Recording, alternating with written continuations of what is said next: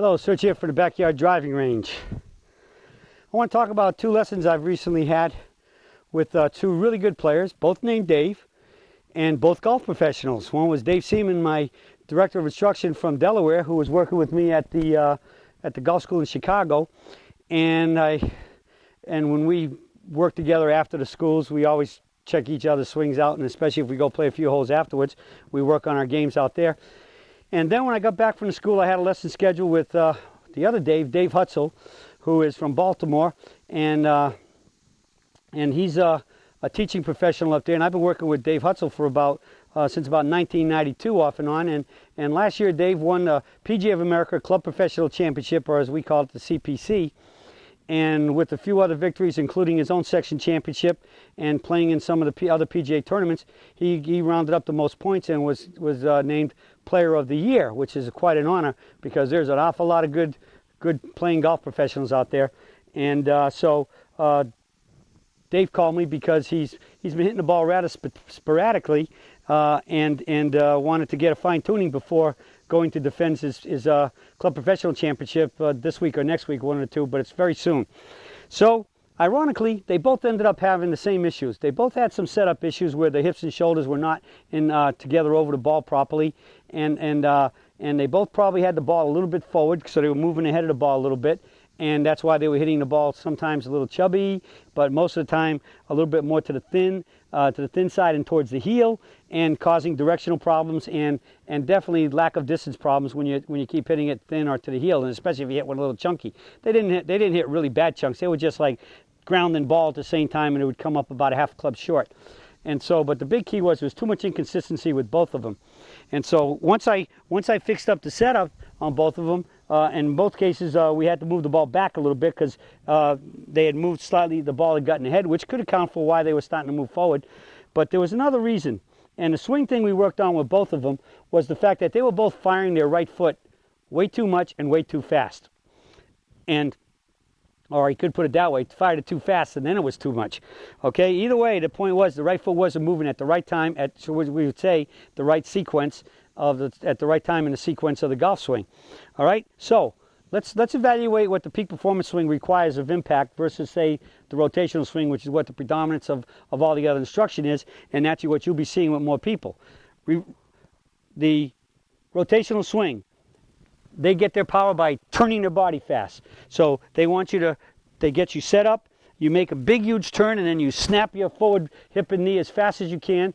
And what does that do? If you snap that really fast and turn to start so it starts pulling your upper body and pulling your arms to speed them up, that always involves what? You turn that much, you're going to be moving forward. So you will not be behind the ball at impact as what you want to be. If you want to hit the ball straight to a little draw, your arms, you have to have your head slightly behind the ball so your arms can straighten out going right into impact and then accelerate on through.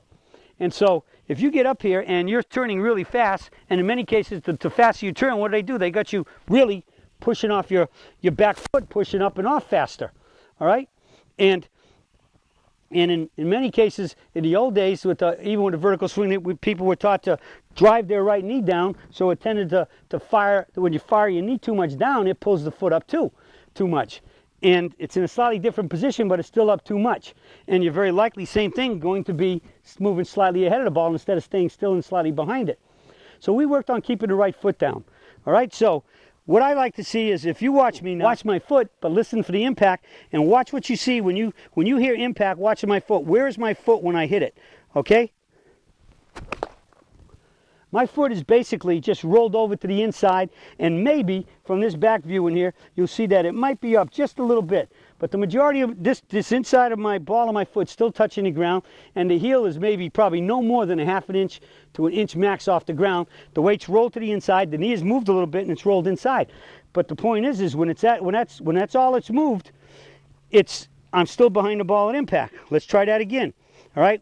Watch my right foot, my back foot, and listen for impact and see where it's at. All right, so it's there and I'm still pushing up.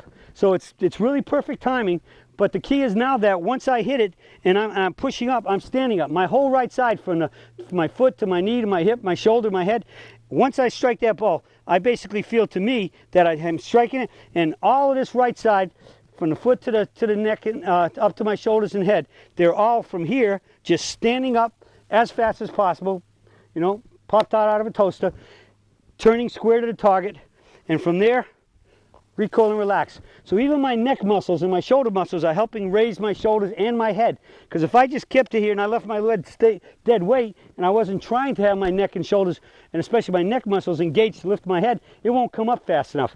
But again, I think the key is the right foot. So if you're like Dave and Dave, and we're having a lot of problems with consistent solidness of contact, check out your back foot, because just the anxiety of trying to hit the ball and trying to hit it maybe harder is very likely to cause you to start pushing off and your foot coming up too soon, instead of making sure that the weight is here. The knee's moving in, the weight's rolling to the inside of the foot as it's preparing to, after I hit it, which is just a split second, like snapping your finger, boom, everything, my whole body is standing up. My neck muscles and all the muscles down in my shoulder, my back, my hips, and my legs, they're all help pulling me and standing me up to the target. They're all the body parts, especially my backside, my right side, are chasing the hands and clubs up so I can get to that T finish. Bang, and get up to the T finish. And when you do that, you'll see a good impact like this where watch the foot, listen to the ball. And it just comes up and rolls around, finish square, recoil and relax at the target. So check and see if you got a lot of inconsistencies in your ball striking, that maybe you're not jumping off with your left foot. Because if you're watching all the guys you play with, and most of them are rotational swingers, watching on tour, most of them are rotational swingers, you're seeing those the back foot, the trailing foot really coming up really fast as they're turning hard and swing and turning through, and that right foot is firing like crazy. We need to keep it, just roll to the inside till impact so the arms straighten out, and then you just stand up to the T finish. And I think you'll find, like Dave and Dave, you'll be hitting a lot more solid straight, getting some distance back, and shooting those lower scores. That's it for the Surge for today, and I'll be talking to you all again soon.